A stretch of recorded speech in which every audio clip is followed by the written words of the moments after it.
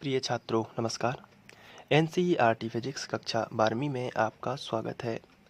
आज का हमारा टॉपिक है विद्युत क्षेत्र में द्विध्रुव को घुमाने में किया गया कार्य।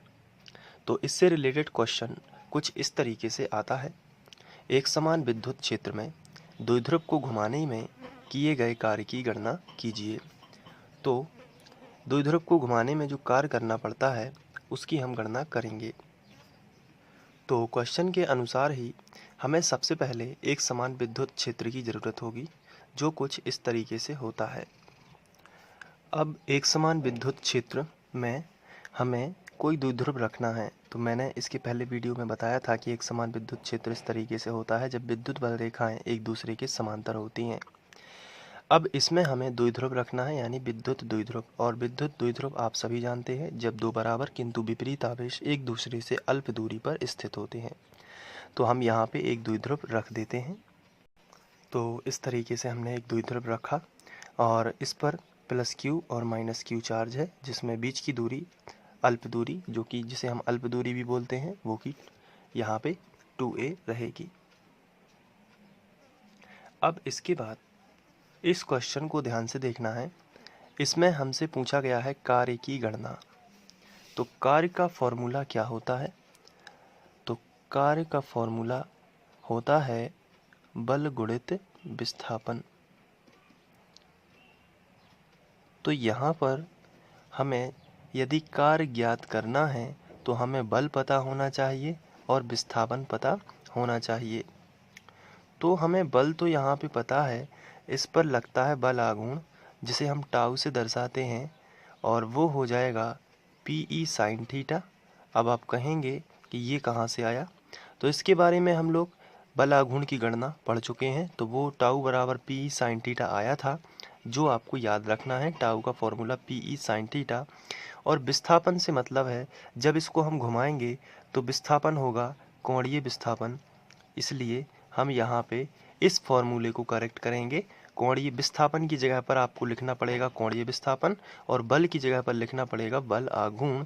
और फिर इसके बाद हम कार्य जो है उसको निकालेंगे। तो ये तो हो गई बेसिक सी बात, लेकिन अभी फ़िलहाल जो इसमें दिया गया है उसको हम लिखते हैं। और इसे हम मान लेते हैं कि ये है एक समान विद्युत क्षेत्र E। अब इसके बारे में हम लिखना शुरू करते हैं।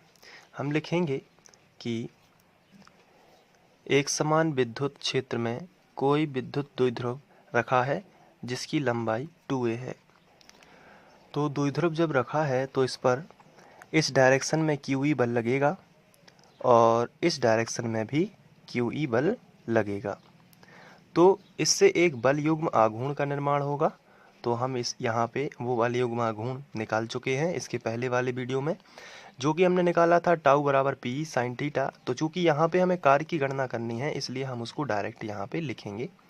तो लिखेंगे तो द्विध्रुव का बल आघूर्ण,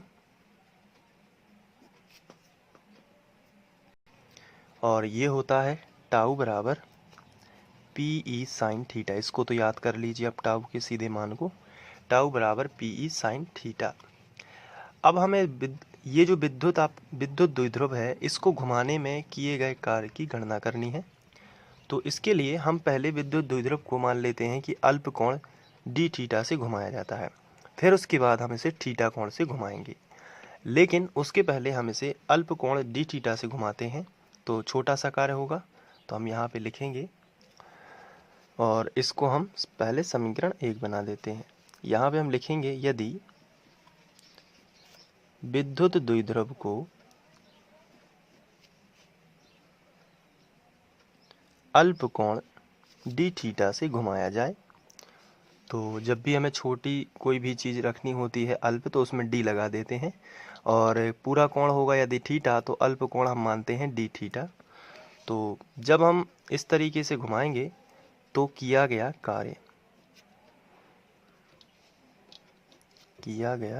कार्य, और इसके लिए छोटा सा कार्य ही होगा क्योंकि छोटा घुमाया हुआ है अल्प कोण।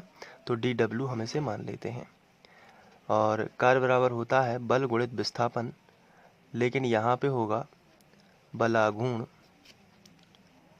गुणित कोणीय विस्थापन। बल गुणित विस्थापन के लिए बल गुणित बल आघूर्ण गुणित कोणीय विस्थापन। यहाँ पे फॉर्मूला आपको इस तरीके से लिखना है।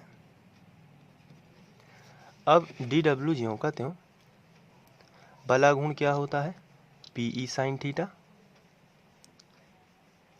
देखिए यहाँ पे बल आघूर्ण यानी टाउ, टाउ का मान PE साइन थीटा, और इंटू डी थीटा कितना है, कोणीय विस्थापन कितना है, डी थीटा। तो यहाँ पे हम रखेंगे डी थीटा। तो PE sine theta into D theta, ये है अल्प कोण से यदि घुमाया जाए। अब यदि थीटा कोण से ही घुमा दिया जाए, छोटा कोण नहीं, जैसे मान के चलिए ये द्विध्रुव है। अब ये द्विध्रुव यदि थोड़ा सा घुमाया जाए तो डी थीटा, और यदि पूरा घुमा दिया जाए तो थीटा। तो इसलिए हमने यहाँ पर पहले जब भी हम डायरेक्ट कोई भी कार्य निकालते हैं तो कार्य को हम छोटे छोटे भागों में विभाजित कर देते हैं। पहले छोटा कार्य निकालेंगे, फिर उसके बाद फिर पूरा बड़ा कार्य, क्योंकि हम उसके लिए समाकलन का यूज करते हैं। तो हम यहाँ पे लिखेंगे, इसी प्रकार विद्युत द्विध्रुव को थीटा कोण से घुमा दिया जाए तो इस तरीके से हम लिखेंगे किया गया कार्य। अब जब हम थीटा कोण से घुमाएंगे तो टोटल कार्य आएगा W। अब हमें यहाँ D नहीं लगाना है क्योंकि हम बड़ा कार्य निकाल रहे हैं। अब ये अल्प कार्य था, लेकिन थीटा थीटा करके छोटे छोटे डी थीटा करके, यहाँ पे मैं चित्र से मैं आपको समझाता हूँ। मान के चलिए ये एक समान विद्युत क्षेत्र है और इसमें कोई विद्युत द्विध्रुव रखा हुआ है, और हमें यहाँ पे मान के चलिए थीटा कोण से घुमाना था, लेकिन हमने उसे पहले अल्प कोणों में D theta D theta D theta ऐसे विभाजित कर लिया, यानी छोटा छोटा, और फिर उसका पूरा टोटल कर दिया तो हो गया थीटा। तो डी थीटा है। अब उन सभी को जोड़ देंगे, यानी कि ये जो छोटे छोटे कार्य हैं इन सभी को जोड़ देंगे तो क्या होगा, बड़ा कार्य निकल आएगा। इसलिए जोड़ने के लिए हम इंटीग्रेशन का यूज़ करते हैं, और कहाँ से, 0 से थीटा तक हमने इसे घुमाया है। तो यहाँ पे हम 0 लिखेंगे, सॉरी ये थीटा नहीं बनाना, यहाँ पे 0 और यहाँ पे थीटा, और ये पूरा लिख देना है PE sine theta into D theta. अब यहाँ पे इसको आगे बढ़ाते हैं। P और E दोनों कांस्टेंट रहेंगे, और समाकलन में उन सब चीज़ों को नहीं समाकलित करते हैं जो स्थिर हैं। जैसे P द्विध्रुव आघूर्ण है, और किसी भी विद्युत द्विध्रुव का द्विध्रुव आघूर्ण बदलेगा नहीं, इसलिए E ज्यों का त्यों। और वो विद्युत क्षेत्र भी नहीं बदलेगा, इसलिए E बाहर निकाल लेते हैं। दोनों कांस्टेंट है, दोनों को बाहर निकाल लिया। अब साइन थीटा, यानी थीटा तो चेंज होता रहता है, इसलिए क्योंकि उसको घुमा रहे हैं तो साइन थीटा ये अंदर रह जाएगा। तो 0 से थीटा ये इसकी लिमिट्स हैं, अंदर रह जाएगा sine theta into D theta. इसके बाद W बराबर PE ज्यों का त्यों, साइन थीटा का समाकलन होता है माइनस कॉस थीटा। तो हमने यहाँ पे लिख दिया माइनस कॉस थीटा, ये फॉर्मूला ही होता है sine theta into D theta बराबर माइनस कॉस थीटा। अब यहाँ पे लिमिट यहाँ लगा देते हैं 0 से थीटा। अब इन लिमिट्स को रख देते हैं, तो आपने समाकलन पढ़ा होगा। तो PE मैं आपको बता देता हूँ कैसे लिमिट्स रखते हैं। ऊपर वाली लिमिट्स इस यहाँ पे पहले, फिर नीचे वाली लिमिट्स। तो यहाँ पे आएगा माइनस कॉस, और ऊपर वाली थीटा की जगह पर थीटा ही रहेगा, और फिर इसके बाद बीच में माइनस लगता ही है जब लिमिट्स रखते हैं, और फिर इसके बाद आएगा माइनस कॉस। तो माइनस ये है और माइनस लगता ही है, तो माइनस माइनस हो जाएगा प्लस, और कॉस, और यहाँ पे थीटा की जगह पे अब 0 रख जाएगा, तो आएगा कॉस 0। तो W बराबर PE माइनस कॉस थीटा ज्यों का त्यों, और कॉस 0 का मान होता है 1, तो 1 को हम आगे लिखेंगे यदि, तो हमें मिलेगा PE 1 माइनस कॉस थीटा। तो ये आ जाएगा क्या, किया गया कार्य द्विध्रुव को घुमाने में।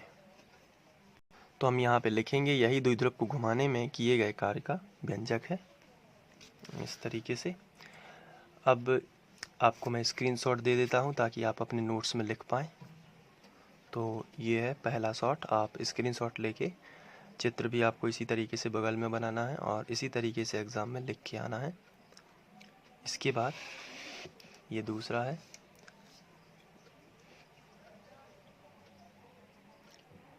इसके बाद ये तीसरा,